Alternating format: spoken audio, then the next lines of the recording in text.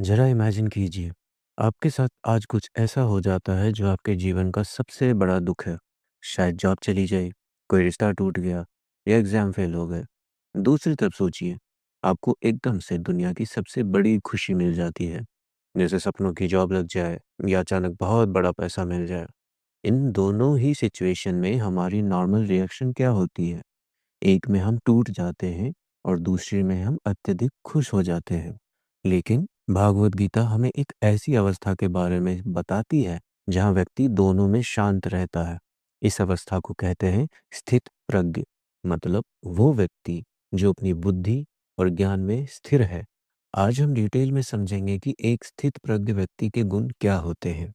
भगवत गीता के दूसरे अध्याय में अर्जुन कृष्ण से पूछता है, जो व्यक्ति स्थिर बुद्धि का है वो कैसा होता है, कैसे बात करता है और कैसे जीवन जीता है। भगवान कृष्ण के दिए गए जवाब सिर्फ एक दार्शनिक व्याख्या नहीं है, बल्कि एक प्रैक्टिकल गाइड है हम सबके लिए। चलिए अब हम एक एक करके स्थित प्रज्ञ व्यक्ति के गुण समझते हैं। पहला, सुख और दुख में समता। स्थित प्रज्ञ व्यक्ति सुख और दुख दोनों में एक जैसे रहता है।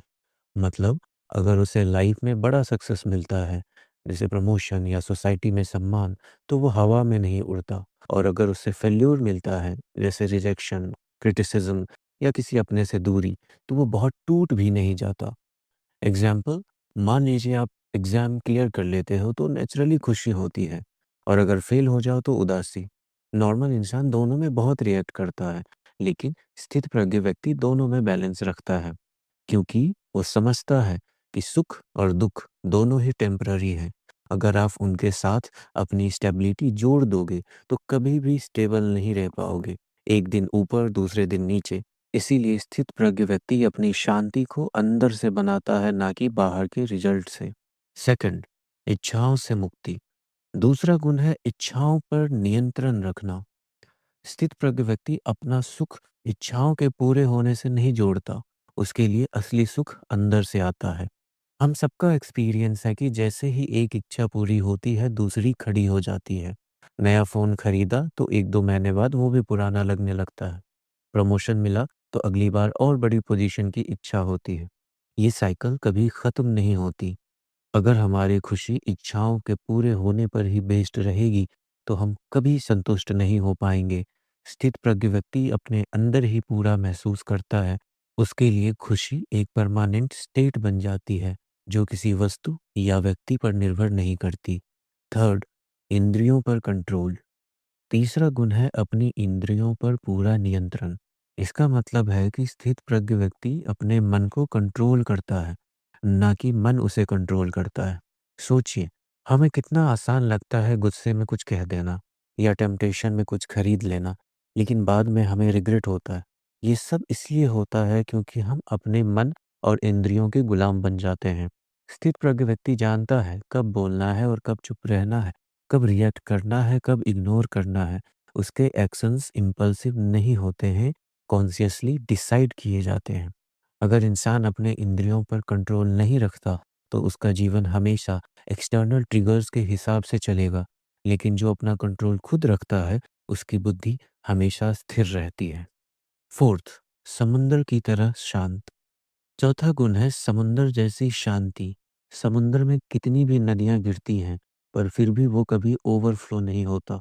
वैसे ही स्थित प्रज्ञ व्यक्ति के मन में भी कई इच्छाएं आती हैं, पर वो कभी उनसे बेचैन नहीं होता। एग्जाम्पल के तौर पे हमारी नॉर्मल टेंडेंसी होती है कि जैसे ही मन में कोई इच्छा आए हमें उसे पूरा करना ही है। अगर नहीं होती तो हम रेस्टलेस हो जाते हैं। लेकिन स्थित प्रज्ञ व्यक्ति को मालूम है कि इच्छाओं का आना नेचुरल है, पर उन्हें पूरा करना ही ज़रूरी नहीं है। असली शांति इच्छाओं को कंट्रोल करने से आती है, उन्हें एंडलेसली चेज़ करने से नहीं। इसी वजह से स्थित प्रज्ञ व्यक्ति हमेशा शांत और संतुलित रहता है। फिफ्थ, अहंकार से परे रहना। पांचवा गुण है अहंकार से दूर रहना। स्थित प्रज्ञ व्यक्ति के लिए सम्मान और अपमान बराबर होते हैं। अगर कोई उसकी तारीफ करे तो वो घमंड में नहीं आता, और अगर कोई निंदा करे तो वो दुखी भी नहीं होता। उसका जीवन अहंकार पर आधारित नहीं होता, बल्कि अपने अंदर की शांति और स्थिरता पर टिका होता है। उसको पता होता है कि उसकी पहचान लोगों की राय से नहीं, बल्कि अपने कर्तव्य और कर्म से बनती है। और इसी वजह से उसका जीवन एक और गुण दिखाता है, वो अपने कर्म निष्काम भावना से करता है। मतलब वो काम करता है बिना फल की चिंता के, बिना इस सोच के कि मुझे क्या मिलेगा। उसका ध्यान बस इस बात पे होता है कि मेरा कर्तव्य क्या है। जब इंसान अपनी पहचान को लोगों की सोच, उनकी तारीफ या निंदा से जोड़ लेता है, तब वो हमेशा उनके कंट्रोल में रहता है। लेकिन जो व्यक्ति अपनी पहचान अंदर से पाता है, एक्सटर्नल फैक्टर्स की वजह से नहीं, वो मुक्त हो जाता है।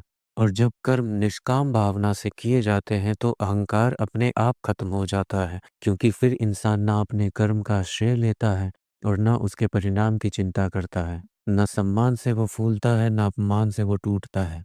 इस तरह निष्काम कर्म ही अहंकार को तोड़ता है और व्यक्ति को असली शांति देता है। यही स्थित प्रज्ञ व्यक्ति का लक्षण है, अंदर से मुक्त और बाहर की स्थितियों से परे होना।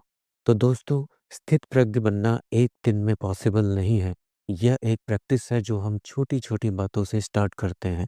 अगली बार जब कोई बड़ी खुशी मिले, अपने आप से पूछो, क्या मैं इसमें बह रहा हूँ? जब कोई दुःख आए, अपने आप से पूछो, क्या मैं इससे टूट रहा हूँ? धीरे-धीरे आप समता लाना सीख जाएँगे। स्थित प्रज्ञ बनने का मतलब दुनिया से भागना नहीं, बल्कि उसके बीच में रहकर भी अंदर से एकदम मजबूत और शांत रहना है। अगली बार जब लाइफ आपको सुख या दुख देगी, अपने मन से एक बात कहना, मैं स्थिर हूँ, मैं स्थित प्रज्ञ बन रहा हूँ।